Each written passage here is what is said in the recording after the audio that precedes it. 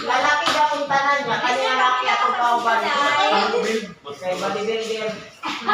Ba't man mo? Dali ka, lalaki na lalaki. Dali na. Kaya na sa tamang build, dali na. O, langit na. Ayaw kay babae, mana di pa naman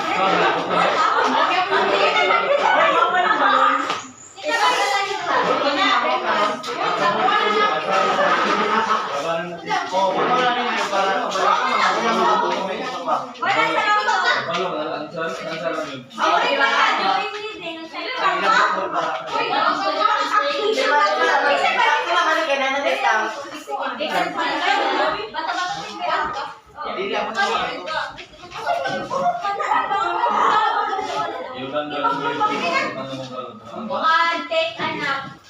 Huh?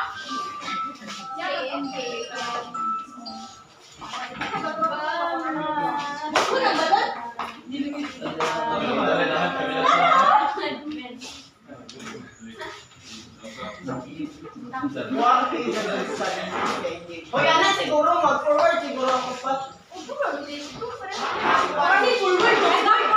Sorry, natubang ko dito. Bahan.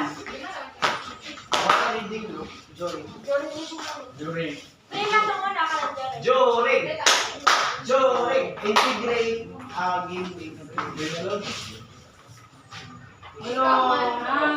Cooperative learning. Alam.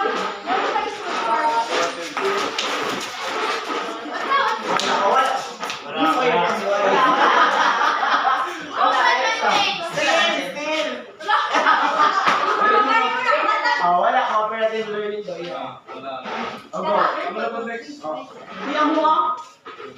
Wala man karon pa man duha. Wala na, so wala na magkakatag next ko lang ako lang on-board. Anak ko. Sorry na. Kani kay fighter narating ta ko. O amo ba? Wala pa natin mo gi-discuss. Ano din na? Wala pa. Wala pa. Wala pa. Wala pa kay na mo gi-discuss. Go. Why is it fun? During na. During that other match. Yes! Wala. Wala lagi.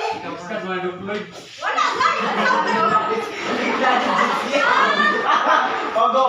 Rika, Dapat may kurang sulat. Bitaw rin allowed. Read allowed. While reading. Read allowed. Finger name. Yay! I first. Sama na kung pagkatik ka na. One word lang. One word talan. Naiduha. Number one. Di ba? Questioning. Wala. Questioning.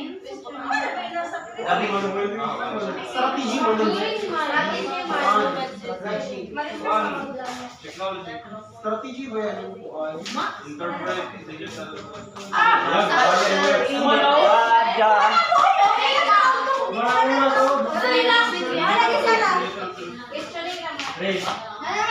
So, Wala na.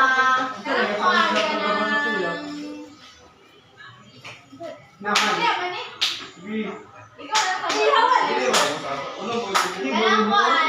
sige. Asa ka budoy? Wala. Isa ka word mana. Patak sini patak.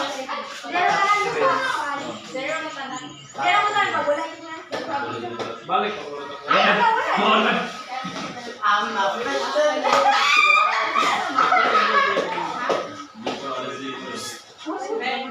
Wala. Kumundog siya.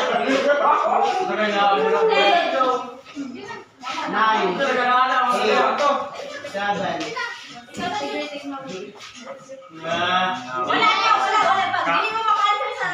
Si Apple lang ang sinin pa. Apple lang yung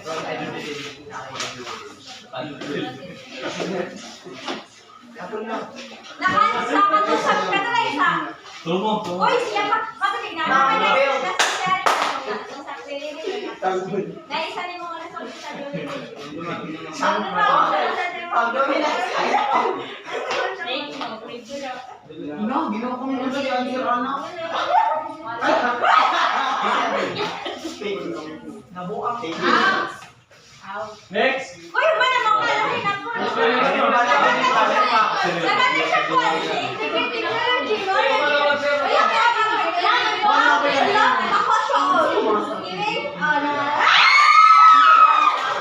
Amen.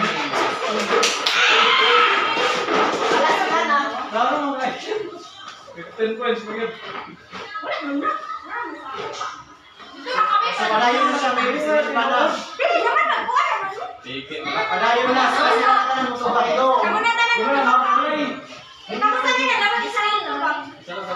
Kuya ka sayo-sayo.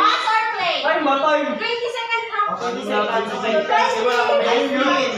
17. 15.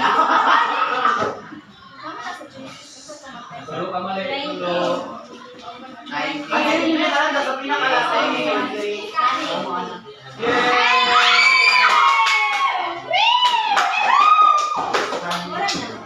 Sila.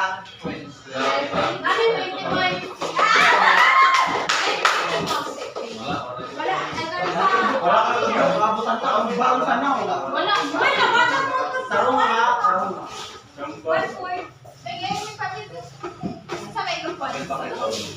Wala ka dahil hindi mo wala ka running. Walking. Boxing. Wala yung saan. Wala ka man, bes. Tingnan mo na.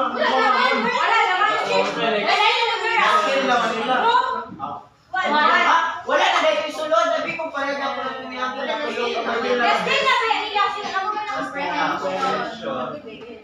Matap answer. Umay lagi sa amon. Oh, annotation say mo ba talaga ko yan sa yate. Swear.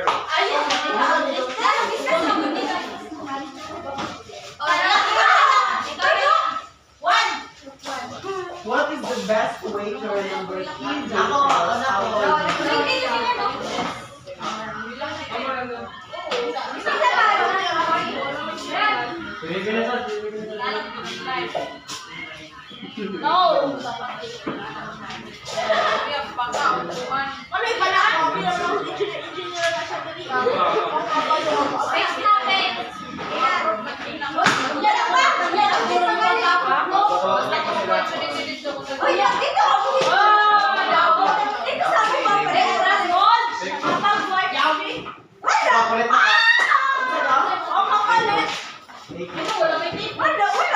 Wala. Reflection.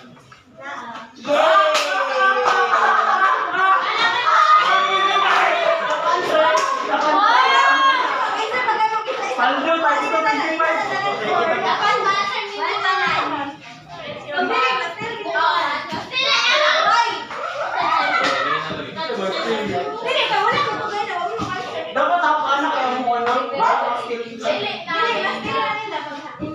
Isa-isa man mo, alam mo daw, isa-isa man mo ka. Ay, may impression 1 sir na gini. Baka kumakain. Ako, Direk, susurak ka? Pag-iyak na siya. Ten! Hindi lang. Hala, yun! Kaya man to, kay pangwan naman. Uy, Edo, Ribin, mo ka naman ka. Di pa man mo, mag-vlog. Ayaw mo na naman mo. Uy, isa-isa ka dapat sa ito mo. Gaman mo, mag-vlog mo. Pagbuot! Paano ni? Post? Makurit mo magyato sa Pilipino. Sure mo. Yung sama yung Ten, nine, eight. Di ba kami Wala. Uy, mo di mo ni Ryan si ang teacher mo ba? Uy, kinubutan na ako. One word na nagtatanan. Ako lang natakan, bilang yola ni mo. Collaboration na na. Sige na. Yan, ikaw natin. Huwag ka pa rin yung ingat. Wala. Naanapin! Memorizing, wala! Saan yung mag-remember ako ang memorize? Repetition. Wala. Wala. Collaboration! Kaya share. Deal na nila. Isa na naman sa isa na naman. Nine. Hindi man. Isa na naman sa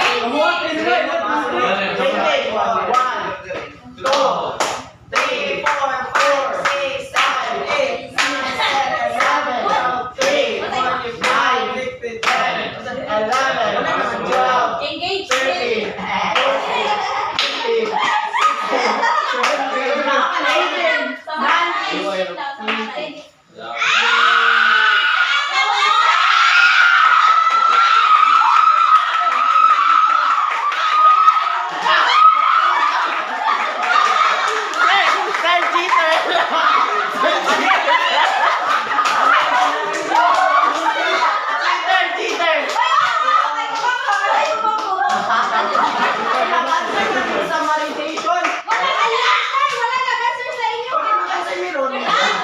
Memorizing. 60. Wala siya yun.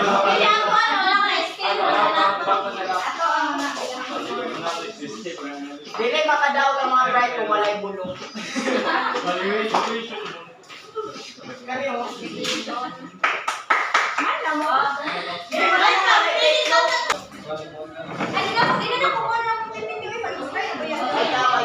So, during So, pag sa during meeting galing ito, naman to, kato galing SQ3R, nato sa during sa during meeting. Nara, ang kato survey question. Nara, sa during meeting na.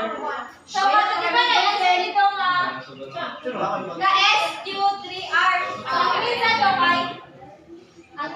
kay ay survey question read. Survey question read, recite and review. Notong sa kung SQ3R. Puyulin yung hangin. Joy ang hangin. Then sa concerning, mana dito mabutang na dito ang mga summarization, retelling, mga discussion, analysis, reflection, application. Mga to. Next, reporter si Bono. Ha?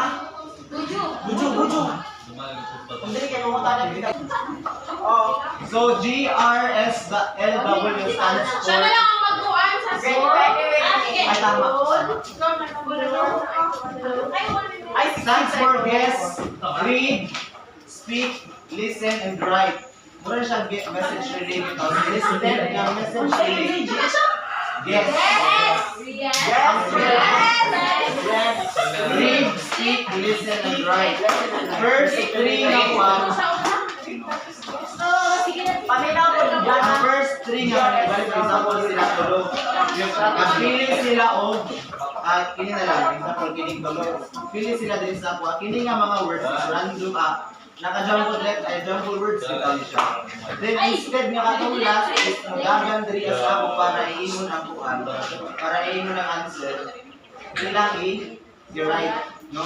So wrong spelling wrong. Ano? right now, wala Wrong spelling gamit lang ang last ang ballpen na. Right lang. Right. Provide reporter. Yes, of course, basahon lang nila. Tapos ang last, may ano na ballpen. Ang sulat sa. Pwede ko ha ballpen lang ka sa last.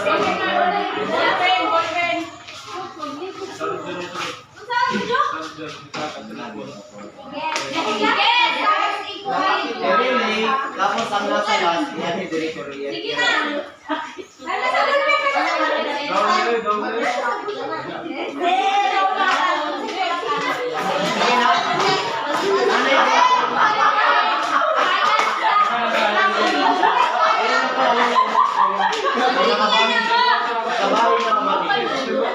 May nanay boy ng last. Kita mo choice, bibira na ba natin?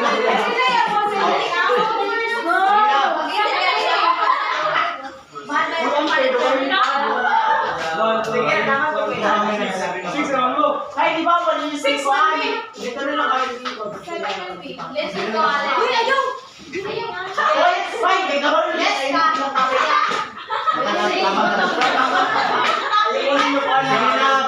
Pili ng best three.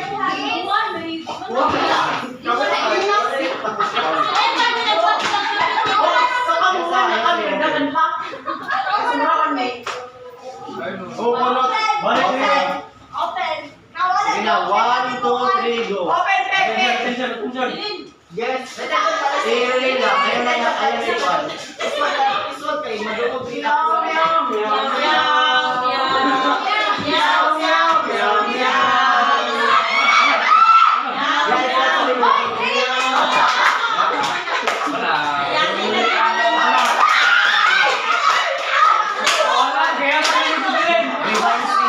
Revising na siya.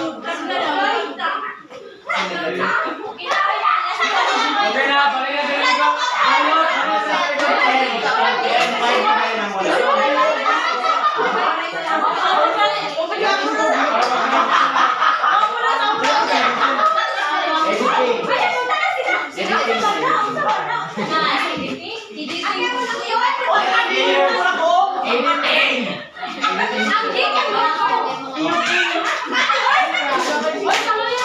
Sige na, next.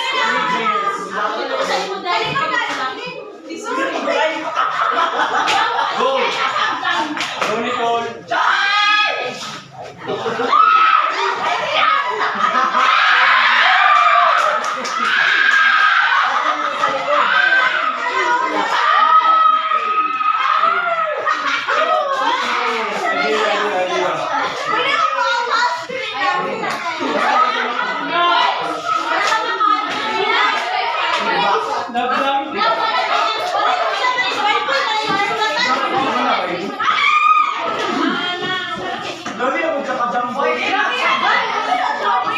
Pwede masadya ba? Isa ka, words ka, words ka, tanan makakuan ba? Kaya na, kuan na, relay naman siya English. Hindi na para makakuan ko dyan.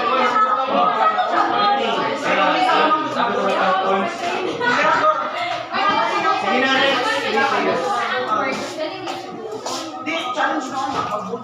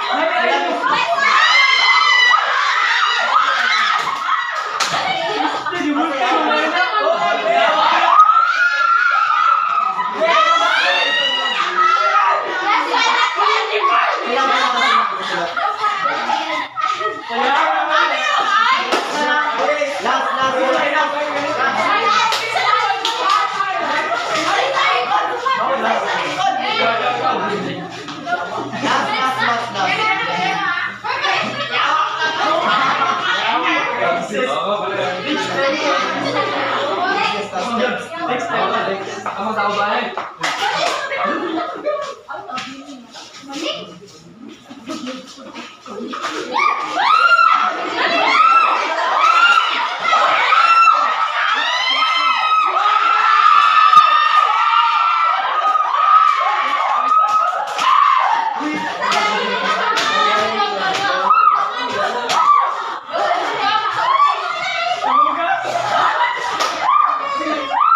Wala na. Nana! Tapos na ang saya. Tapos na ang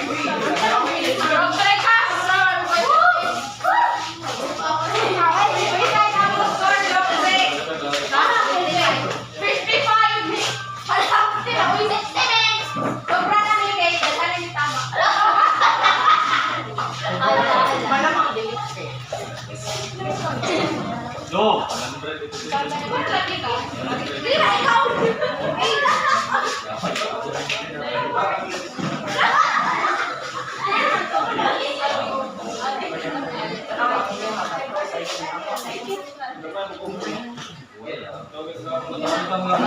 Gimana yung score? Group 1, 45, Group 2, 45, Group 3, 50.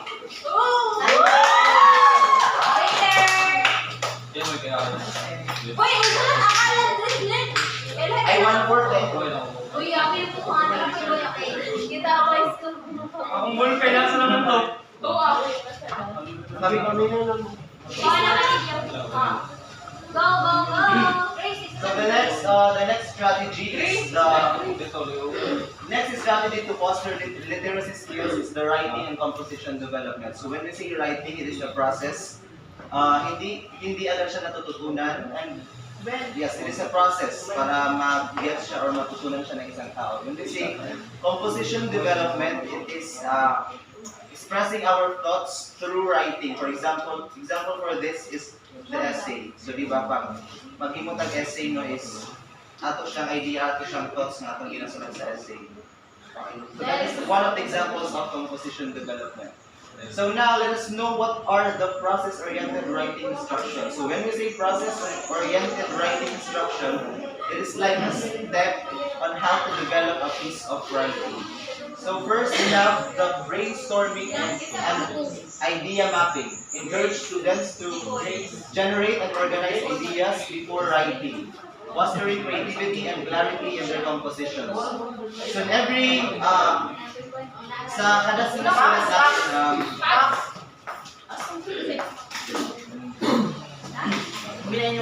so sa kada sinusulat natin of course we have to think it first. We have to collect ideas first bago tayo maka-create ng isusulat natin.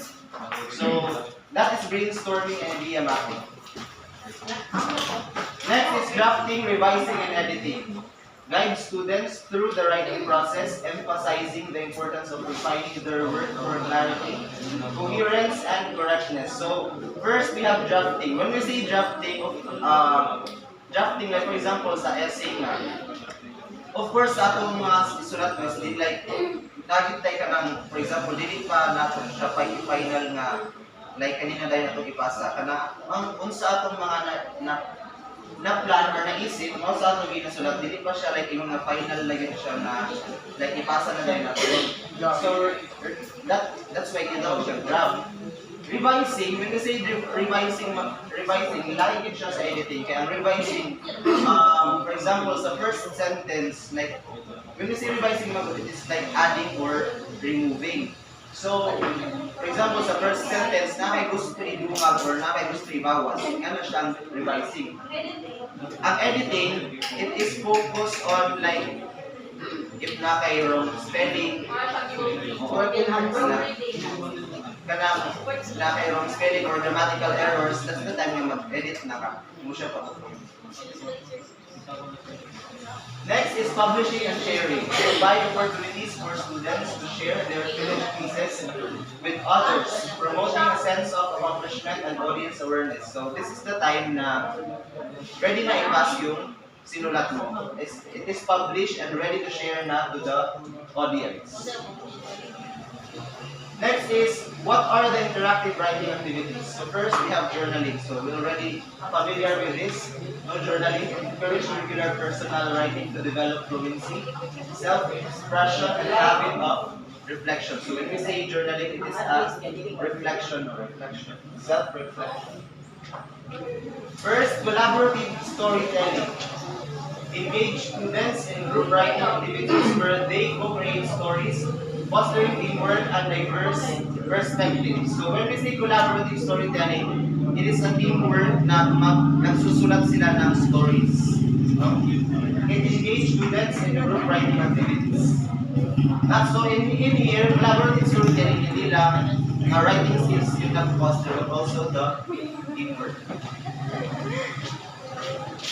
Next is peer review sessions. Organize structured opportunities for students to give and receive feedback on each other's writing, promoting critical thinking and revision skills. So, sa example kayo ng tungkuan, collaborative storytelling, for example, by peer to siya, make sila ng story.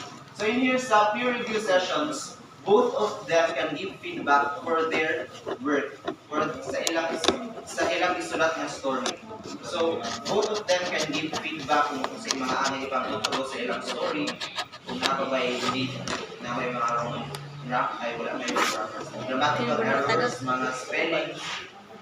So, peer review sessions, i-review nila yung kanilang simulat if ready na ba ipasa. So next is the speaking and listening enhancement. So when we say speaking and listening, it's connected, no? Oral language development. So these are the activities that will enhance the oral language of each. So first we have role playing and storytelling. Involve students in activities where they act out scenarios or tell stories, enhancing oral language skills and confidence. So role playing, common na sa tono na halos kada activities din namin yung role play. So in every role play, of course, dapat yun ang kada member sa grupo is like na-act out for them to to enhance their speaking skills. Like diba pag mag-role play yun, diba na-part ang kada isa, of course mag-speak. So next is debates and discussions. Facilitate structured conversation on various topics, encouraging students to articulate their thoughts and consider different viewpoints. So of course, debates and discussion, for example, me here if I'm discussing, of course, namin maka-respond mo, yes, if nakay questions kibali, maka-respond mo if like naminaw yun mo listening, di ba? Naminaw mo maka-respond mo sa if nakay mga ibang natin na questions. And also debates, when we say debates, of course, debates, may enhance yun yung speaking and listening skills. Like, sa debates, ako nung napansin, like, mas maka-add siya tension if you are not just like fighting lang ka na imong ipaglaban mo din sa inyong side, but also it is like if naminaw ka sa imong gisundan, like listening, we are talking about listening here man. So if naminaw bitaw ka sa imong gisundan, like imo siyang imo yung kuan nang iyang ibalik si Laika nag-speak sa ilang side. So mas ma-add siyang tension if imo jud yung kontrahon kung side ni Laika, dili lang kay defend lang ka ng defense sa inyong side kay mas mag-add mo siya points, mas mag-add siya tension if di mo dyan kontraho ng isang side. So, debate gani are like arguing and argumentative. Basta nga na, exchanging of conversations. So next is show and tell. Allow students to present objects or experiences to the class, developing their descriptive abilities and public speaking skills. Show and tell. Allow students to present objects. Example. Allow students to present objects. Experiences. Siguro example ano na example teacher ko. Tong time bitaw nga o kato sikat siya ito yan, ito siya flower. itong last Friday. Pwede na ako to siya, example, ako to pwede ba? Pero for me, pwede to na ako siya example with ako to. Igaan siya flowers sa iyang buwan. Show and tell, present objects man. But for example, estudyante na ako si Katsha. Then, katong time nga, igaan siya flowers. Ako siyang ipa-pon sa iya, ipa-present na ako itong igaan siya flower bitaw. Then, i-tell sa class, kung sa iyang experience nga, itatagan siya flower, ano ba daw? Kaya kung sa iyong ma-feel, like, share, kung mag-present object, for example, i-present to niyo yung flower, then, mo dahil tell sa class, kung sa iyong feeling nga, igaan kang flower. Like, so next is, the following are the listening comprehension activities. So first, we have active listening exercises. Teach students to focus attentively on speakers, improving their ability to comprehend and respond appropriately. So like what I have said kanina, no? So you are an active listener if you are not just,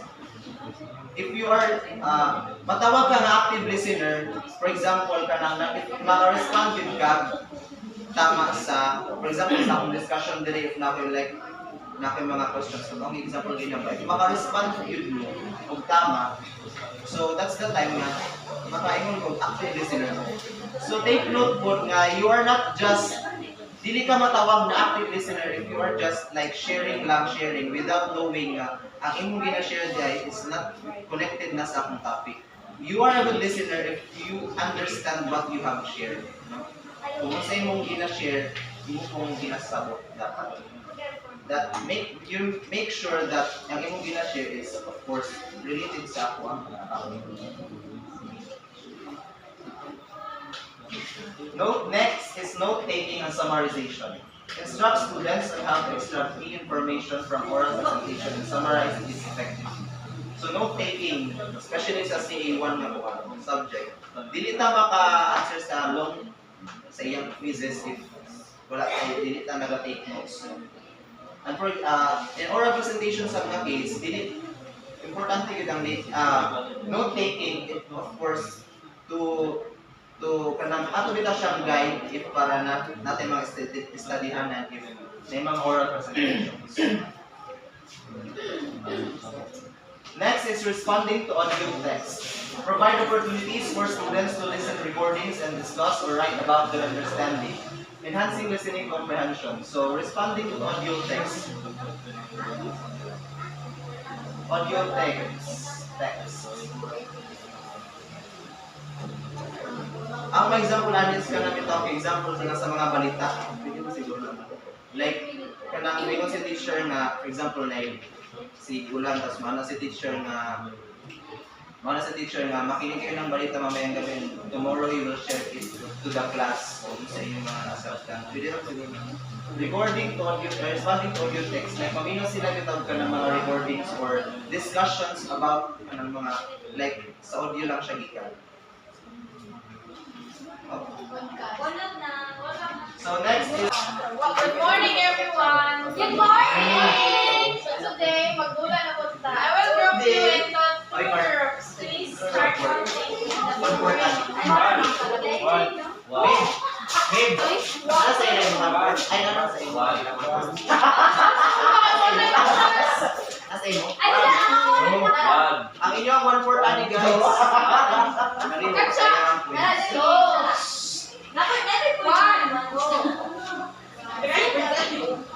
Ibutan na lang tika sa isang group. Ito na lang.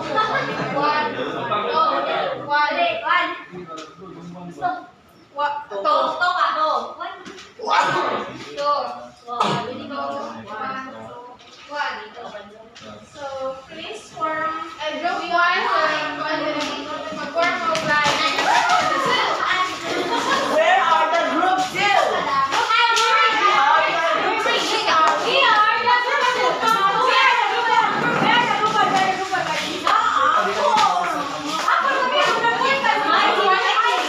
Kaya makabuto sa balik. Ano sa inyo? Isa lang ang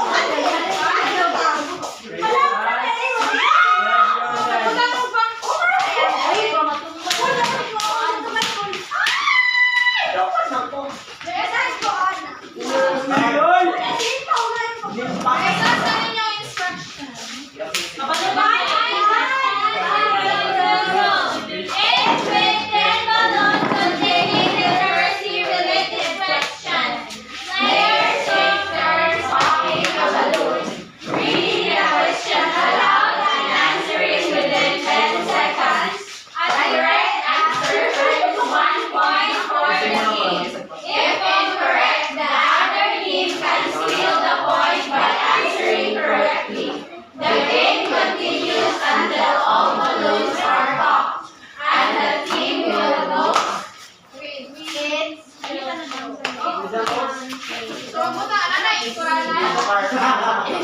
Oh my God! Hi, sir. Girly Instagram, Marley. Yellow mate? Siya. Ba't green ako?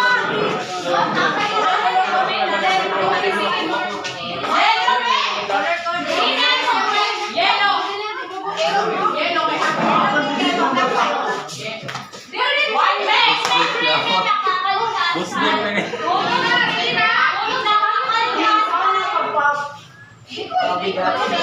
Inihaw siya ako. Kaya kinihaw siya ako.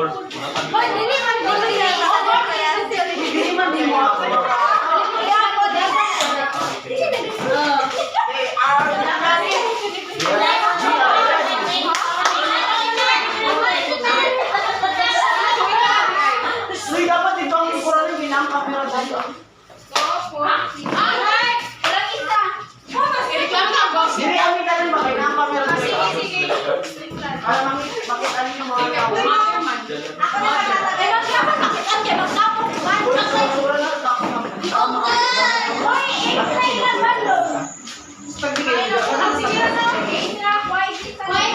Ayaw magtalikod ng camera. Stoy, group.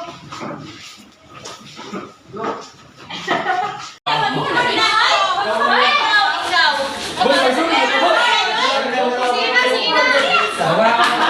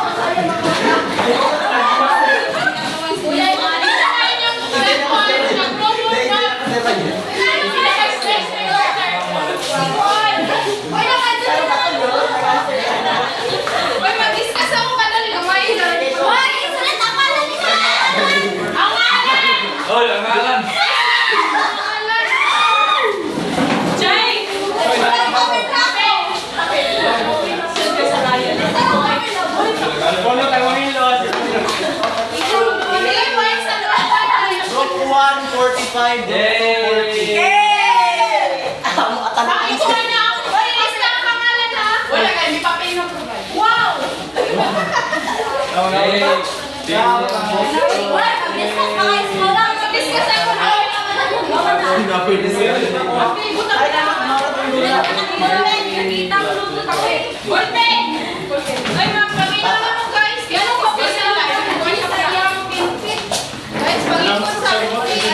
Salamat yung tunatan. Ulit na. Group to, mamista na. Differentiating instruction for literacy. So ito yung, we all know naman yung different instruction it is.